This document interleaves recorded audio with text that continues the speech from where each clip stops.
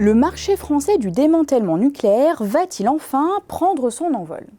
La finalisation prochaine d'un premier chantier au sein de la centrale de Chaux apparaît en tout cas comme une étape charnière pour la filière tricolore.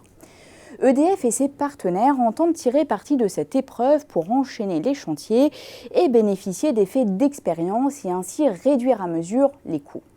La mise à l'arrêt prévue de 14 réacteurs d'ici 2035, dont un à Fessenheim dès 2020, tombe d'ailleurs à point nommé. Pour les acteurs français, elle constitue également une véritable opportunité de démontrer leur savoir-faire et leur compétitivité en vue de remporter des contrats à l'étranger, en particulier aux États-Unis, au Royaume-Uni, au Japon et en Allemagne, où le nombre de réacteurs arrêtés est important. Toutefois, l'internationalisation s'annonce plus que périlleuse, selon l'étude Xerfi-Precepta. D'abord parce que la concurrence des acteurs étrangers est bien réelle. La filière américaine disposant d'une longue expérience en matière de démantèlement de centrales, à l'instar de Westinghouse Electric ou AECOM. L'accès au marché étranger se révèle aussi compliqué pour les entreprises françaises. Les enjeux en matière d'environnement, de santé publique et d'emploi poussent généralement les autorités locales à ne pas confier un rôle important aux acteurs étrangers sur ce type de chantier. Et ce, d'autant que le nucléaire est considéré comme une filière stratégique. Côté marché français, le potentiel de ce marché semble teinté d'incertitude.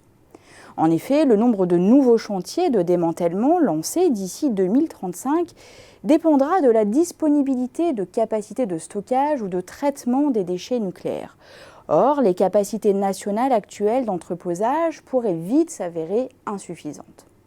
À cela s'ajoute l'allongement possible de la durée de vie des centrales nucléaires au-delà des 40 ans prévus, qui retarderait de facto la déconstruction de plusieurs réacteurs.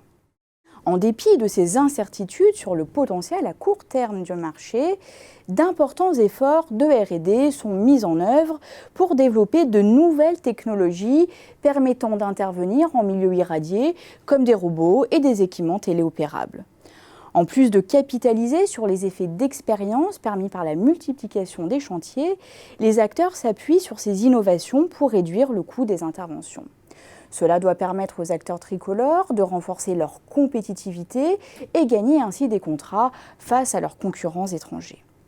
Dans cette optique, EDF s'efforce d'entretenir des liens privilégiés avec les startups technologiques spécialisées dans le démantèlement nucléaire via sa filiale EDF Nouveau Business. Enfin, pour desserrer les freins à l'internationalisation, les acteurs de la filière française s'allient à des entreprises étrangères. Une stratégie mise en œuvre par Orano, qui a créé un consortium avec l'allemand EWN et une co-entreprise avec l'américain Northstar pour remporter des contrats outre-Rhin et aux États-Unis.